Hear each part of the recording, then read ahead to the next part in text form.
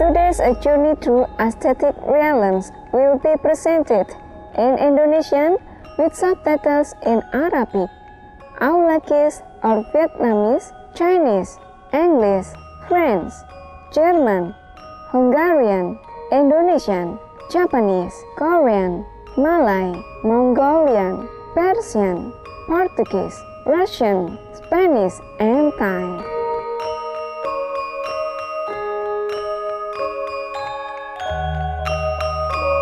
Salam pemirsa yang budiman dan selamat datang di perjalanan melalui alam estetis di Supreme Master Television.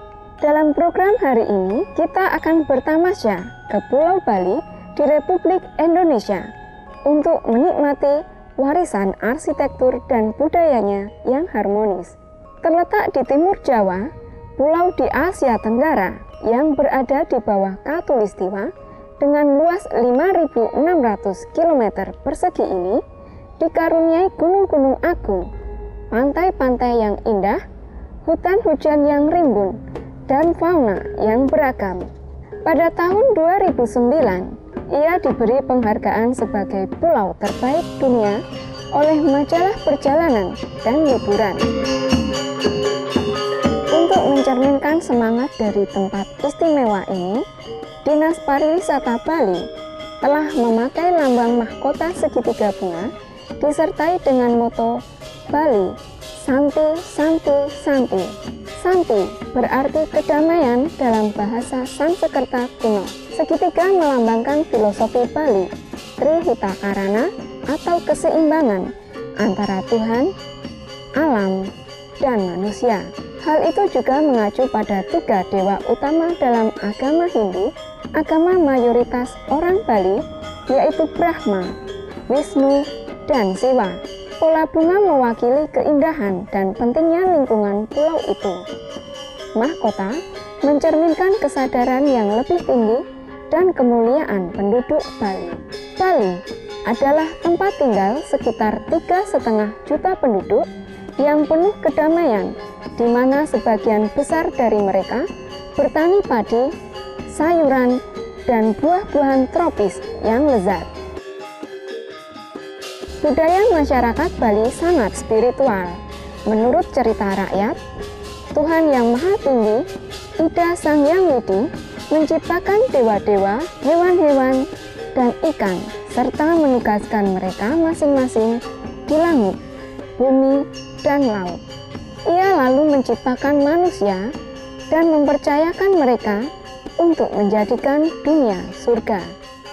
Kebaktian kepada Tuhan dapat dilihat dalam setiap aspek kehidupan orang Bali, dari tarian ritual hingga etiket sehari-hari, dari altar keluarga hingga pura. Saat ini, di sana ada sekitar 20.000 pura di pulau itu. Tidak heran Bali dikenal sebagai Pulau Seribu Pura atau Pulau Dewata. Bali berarti sesajen dalam bahasa lokal. Bersembahyang dan memberikan sesajen kepada para dewa sealami bernapas bagi penduduk pulau itu. Sekarang, mari kita mengunjungi sebuah keluarga Bali yang merupakan anggota asosiasi kami dan melihat bagaimana cara mereka mempersiapkan sesajen itu.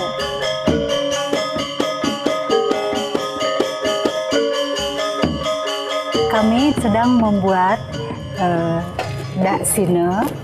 Daksina ini adalah perwujud perlambang persembahan kepada dewa, dewa-dewi yang bersemayam di masing-masing pura keluarga.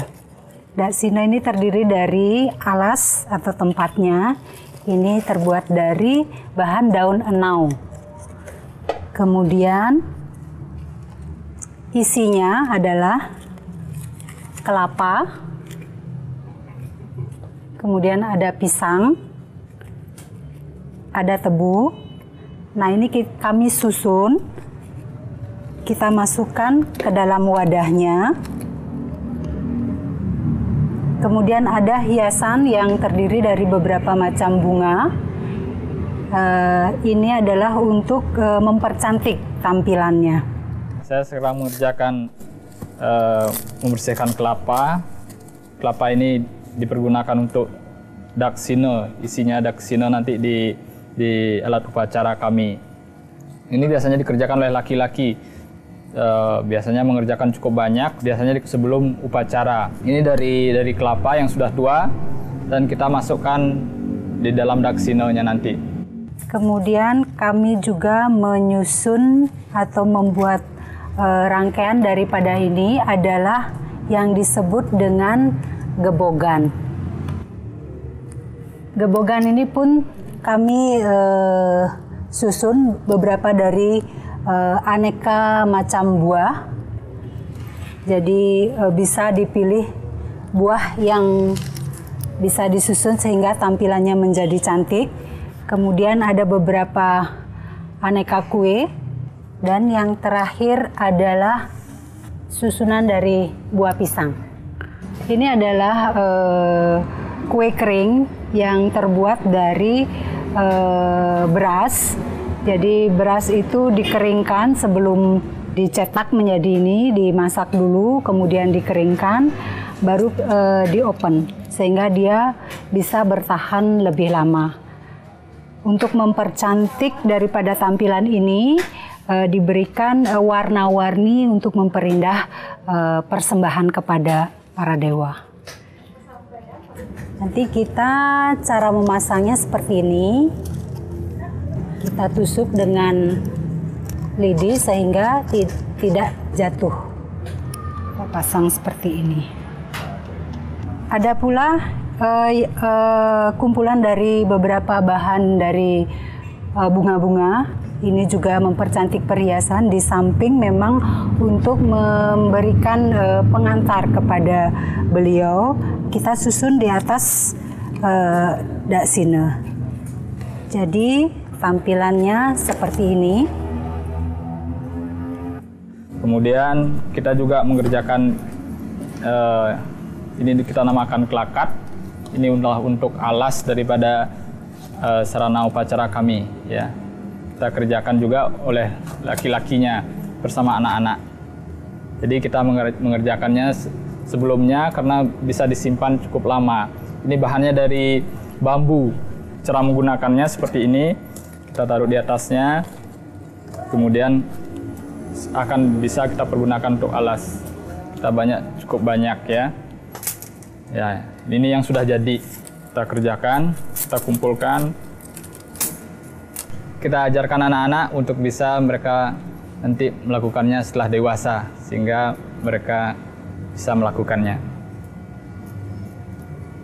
Kita ajarkan mereka membuat klat-klat ini. Biar bisa lebih bagus, ngerjakannya begini ya. Nah.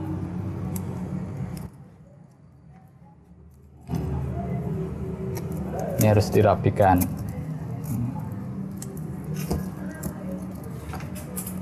Ini terlalu tinggi ya.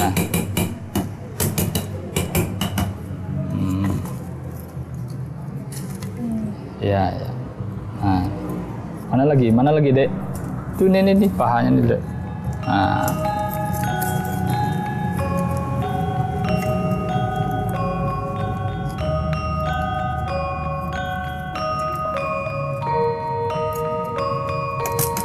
Nih, lanjutkan di tengah-tengahnya. Yang di tengah-tengahnya lo, Dek. Itu sudah selesai, Dek.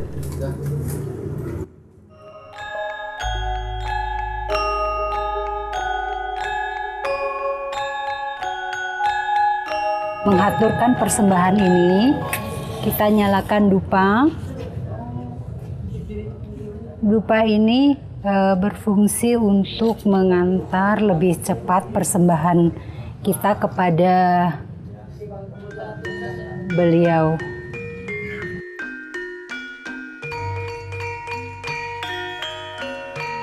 Agama Bali berakar kuat dan doktrin spiritual diajarkan sejak masa kanak-kanak. Pepatah Bali tentang harta adalah sebagai berikut. Ini toh bukan tanah saya, hanya dewa yang bisa memiliki tanah. manusia hanya meminjamnya untuk sementara. Pertanian dan kehidupan desa sering diatur dalam unit lebih besar dari tingkat keluarga. Subak adalah sebuah organisasi petani yang secara kolektif membuat keputusan dalam pertanian, khususnya dalam hal pengendalian irigasi sawah. Banjar adalah sekelompok keluarga dalam sebuah desa yang bekerja sama dalam proyek-proyek komunitas seperti menjaga daerah mereka tetap bersih, merenovasi pura lokal, dan sebagainya. Kedua struktur sosial ini benar-benar membuat hubungan bertetangga yang kuat dan akrab, di mana penduduk benar-benar peduli satu sama lain. Kami akan kembali sebentar lagi setelah pesan singkat ini. Tetaplah bersama Supreme Master Television.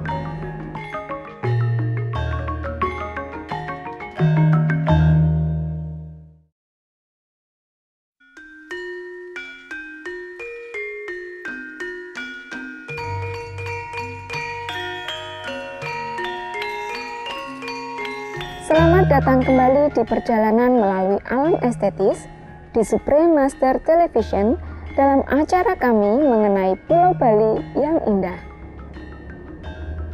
Sebuah rumah tradisional Bali terdiri dari sebuah pura keluarga, tempat tidur, dapur, gudang, dan beberapa bangunan lain di atas tanah persegi panjang atau bujur sangkar. Seluruh kompleks ini dikelilingi oleh dinding pelindung dengan satu pintu. Tata letak ini biasanya dirancang sesuai dengan naskah kuno Hindu yang disebut Lontar Asta Kosala Kosali. Teks arsitektural Hindu lain dalam masa yang sama yang dihormati menjelaskan metode untuk mengidentifikasi lokasi yang baik untuk rumah, fungsi yang tepat untuk bangunan yang berbeda, dan ritual sebelum memulai konstruksi. Mari kita sekarang bergabung dengan koresponden Supreme Master Television kami yang akan berperan sebagai pemandu kita untuk wisata hunian Bali kita, dimulai dengan pintu gerbangnya yang disebut Angkul-Angkul. Di mana angkul-angkul berfilosofi adalah suatu pintu yang bersifat privasi. Jadi berbeda dengan pintu secara umum yang di Bali dikenal dengan Candi Bentar. Angkul-angkul terdiri dari 3 bagian hal, yaitu pada bagian atap yang disebut dengan kepala, dan sedangkan pada bagian tengah itu disebut badan, dan pada bagian bawah disebut kaki. Pada bagian ini juga terdapat 2 tempat penghaturan sesajen yang biasa di Bali dikenal dengan pelangkiran. Jadi tempat ini dipakai untuk menyambut tamu, di mana fungsinya adalah sebagai penjaga dari rumah tradisional Bali. Pemujaan pada Tuhan dan penghormatan terhadap alam adalah tema yang dapat terlihat pada arsitektur rumah Bali klasik. Pada umumnya, rumah tradisional Bali pada bagian nista, satu zona yang disebut nista, terdiri dari 3 bagian, yaitu bagian pintu masuk, bagian dapur, dan bagian yang disebut dengan jineng. Pada bagian jineng berfungsi sebagai gudang dari hasil-hasil pertanian di Bali. Jadi pada bagian atas, rumah ini akan menyimpan banyak benih sedikit untuk menanam di masa cocok tanam berikutnya. Kemudian bangunan ini juga berfungsi untuk menerima tamu dan juga untuk mereka makan kesehariannya. Bagian utama dalam sebuah rumah yang disebut madya terdiri dari tempat untuk tidur dan aktivitas keluarga, serta sebuah area pura keluarga yang disebut utamaning utama. Sekarang kita berada pada bagian yang disebut dengan madya. Madya juga berarti pada bagian tengah. Jadi pada bagian tengah dari rumah tradisional Bali terdiri dari yang pertama ini adalah Balai Daje dan ini adalah Balai Delot. Balai Delot ini terdiri dari satu tempat tidur. Jadi selain tempat tidur juga tempat ini berfungsi sebagai satu persiapan untuk upacara keluarga dan juga leluhur. Selain itu, Balai Delot ini juga berfungsi untuk menerima tamu keluarga, bercengkrama, dan juga keseharian dari kegiatan rumah ini. Balai Daje ini berfungsi sebagai tempat tidur utama. Biasanya Balai Daje ini tinggal kepala keluarga atau bisa anak yang tertua. Jadi yang bertanggung jawab terhadap isi rumah. Pada Balai Daje ada satu pintu utama, pintu Bali, itu yang terdiri dari 2 lembar pintu. Bagiannya yang biasanya terdapat ukiran yang menggambarkan Ramayana. Terdapat 2 jendela utama pada kamar ini. Di bagian tengah madya ada satu tempat yang disebut Sanggah Surya yang digunakan untuk persembahan sehari-hari kepada Tuhan. Sanggah Surya adalah tempat suci di mana umat setiap harinya menghaturkan bunga yang disebut dengan canang sebagai persembahan suci atau rasa berterima kasih kepada Tuhan Sang Pencipta. Tempat ini diibaratkan sebagai tempat pemujaan Tuhan tertinggi. Bagian-bagian dari Sanggah Surya ini terdiri dari 3 bagian, yaitu bagian utama, madya, dan nista. Pada bagian utama, bagian ini terdapat satu atap yang terdiri dari ijuk dan bagian kepalanya ini dibuat dari kayu dan pada bagian badan atau bagian utama ini dibuat dari batu bata dan kemudian yang disebut dengan kaki pondasi biasanya lebih sederhana. Pada bagian zona utama dari rumah tradisional Bali ini dibagi lagi menjadi 2 bagian. Tamaning utama yang terdiri dari sanggah, zona utamaning madya yang terdiri dari 1 unit tempat tidur.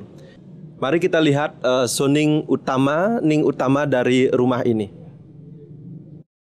Pada bagian zona utama dari rumah tradisional Bali, biasanya kita akan melihat satu tempat suci yang disebut dengan merajan atau sanggah. Merajan atau sanggah ini berfungsi untuk memuja Ida Hyang Widi atau Tuhan Yang Maha Esa, juga sebagai tempat pemujaan leluhur. Pada bagian depan atau pintu masuk dari sanggah ini kita sebut dengan paduraksa. Mari kita lihat ke dalam bagian-bagian yang kita sebut dengan merajan. Pada bagian sanggah atau merajan ini terdiri dari banyak bangunan yang biasanya kita sebut pelinggih. Masing-masing pelinggih berfungsi sebagai stana dewa yang berbeda-beda. Pada bagian sebelah barat dari sanggah ini adalah satu bangunan di mana suatu upacara dipimpin oleh seorang pendeta yang akan duduk pada bagian tengah balai ini. Dan kemudian ada banyak lagi pelinggih, sedangkan bagian utama dari tempat suci ini atau merajan ini adalah pada bagian utara dan timur, yaitu adalah mewakili tempat pemujaan Ida Hyang Widi atau Tuhan Yang Maha Esa.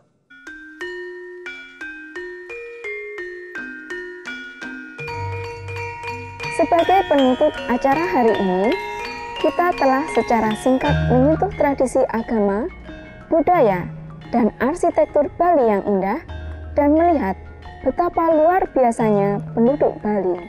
Semoga tradisi Bali yang mulia dihargai dan diteruskan untuk masa depan yang damai dan berkelanjutan di Pulau Dewata ini.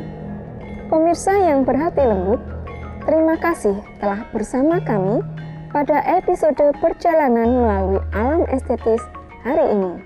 Selanjutnya adalah vegetarisme, cara hidup mulia setelah berita patut disimak. Semoga pencerahan dan kebahagiaan selalu menjadi bagian dari kehidupan Anda. Gentle Hearted viewers, thank you for being with us on today's episode of A Journey to Aesthetic Realms. Up next is vegetarianism, the noble way of living after noteworthy news. May enlightenment and blissfulness always be part of your life. For more details, please visit www.suprememastertv.com/AJAR.